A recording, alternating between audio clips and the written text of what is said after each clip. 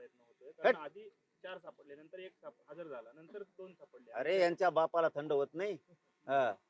यांच्या बापाचा बाप आला ना, दबूच देत नाहीत मॅटर आम्ही. दोन आरोपी पकडलेले आहेत. एक आरोपी आणखी आहे. काय एकंदरीत तपास कशाचा होतोय, काय वाटतंय आपल्याला?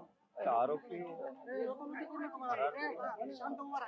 सरकारला त्यांना पकडावं लागेल.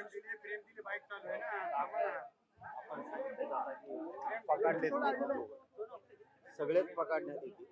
आता मात्र एक काम सरकारकडून मुख्यमंत्र्यांकडून होणं गरजेचं आहे. या सगळ्या आरोपींची नार्को टेस्ट करणं गरजेचं आहे आणि ती सरकारने करायलाच पाहिजे.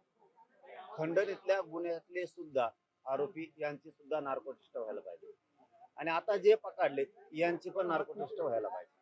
कारण याच्यात सरकारनं कसलीही हेगई करता कामा नये. कारण याच्यात खूप मोठं रॅकेट आहे. कारण यांना जर पुण्यातच अटक होती, पुण्यातूनच सगळ्यांना पकडलं जात आहे, तर याचा अर्थ असा होतो की सरकारचा आणि सरकारमधल्या कुठल्या तरी मंत्र्याचं यांना राजकीय प्रचंड पाठबळ. त्यामुळे यांची नार्को टेस्ट होणं गरजेचं आहे.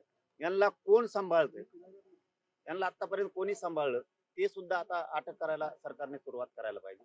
कारण एका बांधवाचं, देशमुख बांधवांची क्रूर पद्धतीने हत्या झाली आणि त्यांना आरोपीला सांभाळण्यात यांना मोठे पण वाटतं. हे कोण आहेत नेमके की त्यांना आरोपींना भाकरी खाऊ घालावं वाटतं, आरोपीला सांभाळावं वाटतं, त्यांना आयुष्य आरामाचं जीवन द्यावं वाटतं. आरोपीनं एका कुणाच्या तरी लेकाचा, कोणाच्या तरी लेकीच्या बापाचा निर्घृणपणे खून केलाय, क्रूर पद्धतीनं हत्या केली. त्यांना तुम्ही सांभाळताय. त्यामुळे सरकारनं त्यांना सुद्धा पाठीमागं ठेवलं नाही पाहिजे. कारण हे सगळीची सगळं रॅकेट आहे प्रचंड मोठं आणि याच्यात नार्को टेस्ट जर खंडणी मधल्या आरोपींची आणि हत्यामधल्या आरोपींची जर नार्को टेस्ट झाली तर याच्यात 100% सरकारचे कोण कोण मंत्री येतं, आमदार आहेत हे मध्ये येणार आहे आणि ते घेतलेच पाहिजे. प्रयत्न होतोय, कारण आधी 4 सापडले, नंतर 1 हजर झाला, नंतर 2 सापडले. अरे यांच्या बापाला थंड होत नाही. हा. यांच्या बापाचा बाप आला ना, दबूच देत नाहीत मॅटर आम्ही. तुम्ही लपताय ना. आता बघा, सीआयडीला, एसआयटीला आणि पोलीस प्रशासनाला जे जे चौकशी करतायत ना, यांनी नुसतं ऐकून घेऊ नका.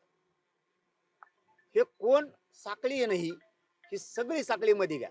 इथून पुढं किमान म्हणजे महाराष्ट्रातल्या पोलीस प्रशासनाला सांगणं आणि गृहमंत्र्याला सांगणं, इथून पुढं असे खून करणाऱ्याला लोक सांभाळणार नाहीत.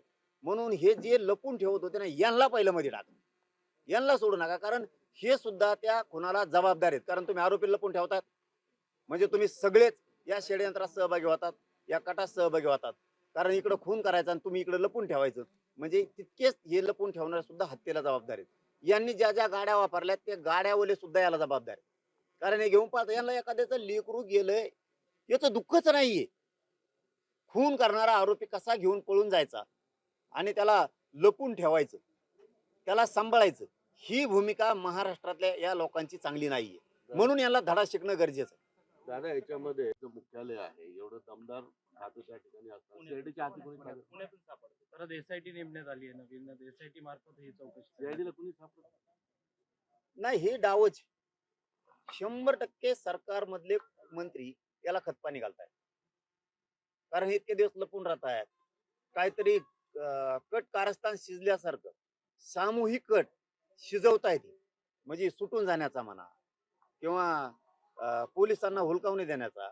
आणि याच्या पाठीमागे सरकार मधला मंत्री, काही आमदार असायला पाहिजेत, जेणेकरून हे यांना शिकवतात, तू असा पळ, तू तसा लपून बस, मग इतक्या दिवसांना अटक हो आणि पुण्यातच हो. म्हणजे तुम्हाला पुण्याचं नाव बदनाम करायचं का? बीडचं तर केलं तुम्ही, पण आता पुण्याचं जिल्ह्याचं सुद्धा नाव तुम्हाला खराब करून टाकायचं. हीच काहीतरी याच्या पाठीमागची त्यांची भूमिका आहे आणि हे आरोपींना शिकवताय. 100% हे खरं आहे. नाही, पण त्याच्यामध्ये असं वाटतंय का की हे संतोष अण्णा, त्यांचं लोकेशन सांगणारा त्यांच्याच गावातला व्यक्ती सुद्धा पोलिसांनी उचललेला आहे. आणखी आरोपींमध्ये वाढ होईल सगळ्या? हे 50-60 पद आकडा जाऊ शकतो यांचा. कारण हत्या खंडणीमुळे झाली. याला खंडणीवाला मेन जबाबदार आधी. यांनी ते केलं नसतं म्हणून तिथं त्यांनी खून करायचा सांगितलं.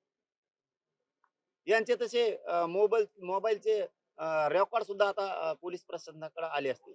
कारण हे जे खंडणी मधल्याने खून करायला लावलाय, खून करणारे या दोघांची मिळून म्हणजे खंडणी आणि हत्या करणारे यांचे नार्कोटिस्ट होणं गरजेचं आहे. कारण याच्यात कोणत्या मंत्र्यानं, कोणत्या आमदारानं, सरकारमधल्या कुठला मंत्री आहे का एखादा दुसरा की यांनी यांना बळ दिलंय खंडणी मागायला पण आणि खून करायला पण, हे समोर येणं गरजेचं आहे. आणि जितके लोक यांना गाड्यात घेऊन पळाले, ज्यांनी ज्यांनी यांना घरी ठेवलंय, ज्यांनी यांना आतापर्यंत सांभाळलंय, म्हणजे सांभाळणाऱ्याला दुःखच नव्हतं. तो खूप आनंदी होता का आरोपीला सांभाळतोय म्हणून? कारण तू माहिती का दिली नाही पोलिसाला, ज्याच्या घरी हे होते, ज्या कुठल्या दवाखान्यात हे उपचार घेत होते, यांना पोलिसांना माहितीच द्यावं वाटली नाही का की एक मुलाचा यांनी खून केलाय. ज्यांनी ज्यांनी सांभाळत, तुमच्या जर घरातला खून झाला तर मग बाकीच्यांनी असेच आरोपी लपून ठेवायचे की पुढे. म्हणून यांना धडा शिकवणं गरजेचं आहे. मुख्यमंत्र्यांना जाहीरपणानं परभणीतून सांगतो, तुम्हाला हे करावं लागणार. सगळी साखळी जेवढी ती पूर्ण पकडावी लागणार, यांची नार्कोटिस्ट करावीच लागणार.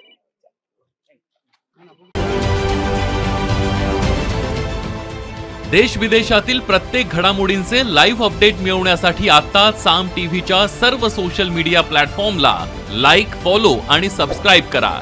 तसंच सर्व नोटिफिकेशनसाठी बेल आयकॉन प्रेस करायला विसरू नका.